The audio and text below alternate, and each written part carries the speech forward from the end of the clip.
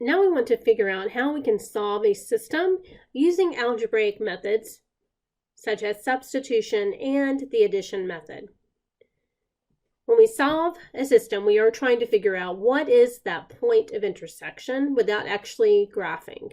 Graphing is great and it can definitely identify what the solution is, but if that solution is at a fractional value, there's no way for that to be very precise. So we have to use these other methods.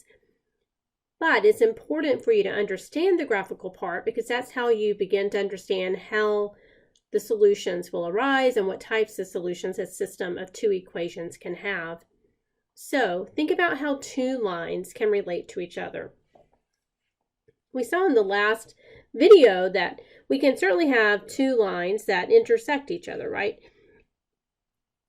We can certainly have one line going up and maybe another line coming down. And so we have this point of intersection, 1 point, so that is the ordered pair, we'll call it PQ. That ordered pair is the one solution of the system. Well, two lines in the system could also be parallel to one another. But parallel lines never intersect, and so therefore there could be no solution to a system that consists of parallel lines. And then the third way that two lines can relate is that they could actually be the same line. So that is, one is disguised as the other, but whenever we graph them, they are actually the same exact line. So every single point on the line is a solution of that system, so there would be infinitely many solutions. So we will only have one solution, no solution, or infinitely many solutions. And the number of solutions is actually determined by the slopes and the y-intercepts of the lines in the system. So think about this.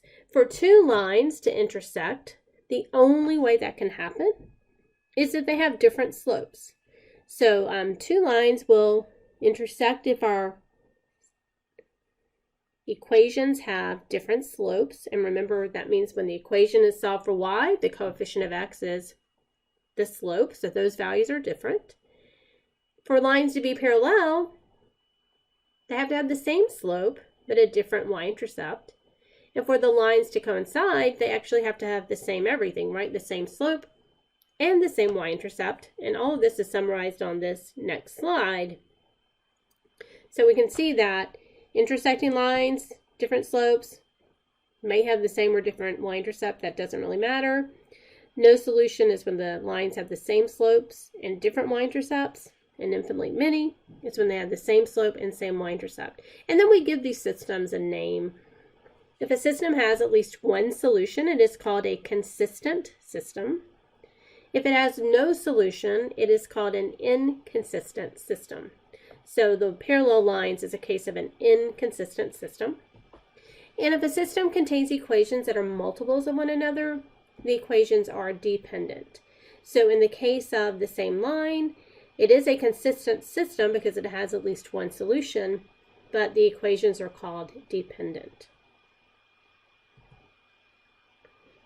So how do we actually use these methods? Well, the substitution method is really kind of just like what it says. We have to substitute one expression into another equation.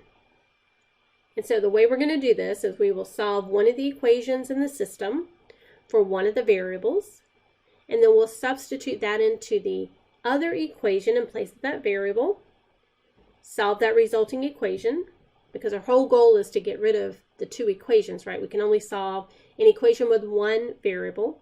And then once we find one of those values of the coordinates, then we'll substitute back in to find what the other coordinates value is. And we can always check our work. So let me show you how that looks. So if we have this system, x plus 2y equals 2, and negative 4x plus 3y equals 25. So to solve by substitution, we need to solve one of these equations for one of the variables. It does not have to be y. It doesn't really matter which of the variables you choose. I say if one of the variables has a coefficient of 1 or negative 1, use that. If not, that's okay. You may just get fractions in your expression. But I'm going to choose the first equation, x plus 2y equals 2. and solve that for x. We can do that by subtracting 2y, so we get x equals 2 minus 2y. Now we need to substitute this expression into the other equation in place of x. So in our second equation, we have negative 4x plus 3y equals 25. So in place of x, I'm going to put the relationship that I just found from the first equation, 2 minus 2y. Then plus 3y equals 25. And so we get negative 8 plus 8y when we distribute, plus 3y equals 25. We can combine like terms to get 11y minus 8 equals 25. And now we can add 8 to each side to get 11y equals 33. And now divide by 11 to get y is equal to 3. Now 3 is only half of the solution, right? We need the x and the y. So now to solve for x, well, we know the relationship. We know that x is equal to 2 minus 2y. So we can replace y with 3 to get x as 2 minus 2 times 3, or 2 minus 6, which is negative 4. So our solution is the ordered pair negative 4, 3. Now remember, with equations, we had to write the solution, which was maybe a number. So our solution here is an ordered pair. But then if it asks for the solution set, we put that in the curly braces. So the solution set would be this set notation of the ordered pair, negative 4, 3. But the solution itself is just an ordered pair. Now, how do I know my work is right? I can plug in the negative 4 and 3 into each of those equations and make sure that it gives me a true statement.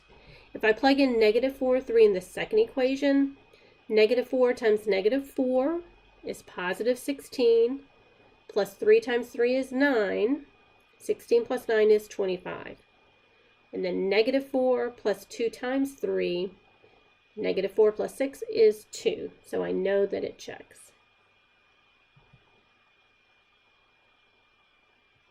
Now let's look at this system. We have the system negative x plus 3y equals 8, and y equals 1/3 x plus 4. So in this system, notice that we already have one of the equations solved for one of the variables. So we will just simply replace the y in the first equation with this expression 1/3 x plus 4. So I'll write that here. We know y is equal to 1/3 x plus 4. That's from the second equation. So we always have to go to the other equation to make the substitution. So negative x plus 3y equals 8 will become negative x plus 3. But in place of y, we're putting 1/3 x plus 4. And now equals 8. Distributing, we get negative x plus, well, 3 times 1/3 x is just x, plus 12 equals 8. Well, but something different happens here. Right, negative x plus x is 0, right? And we get 12 equals 8. So this is an equation that has no solution because this is a contradiction. So that means that there is no solution for the system. And the way we denote that is with the empty set. Graphically, what this would tell me is that these lines are parallel. If I solved each equation for y, graphed, I would see that they have the same slope and different y-intercepts.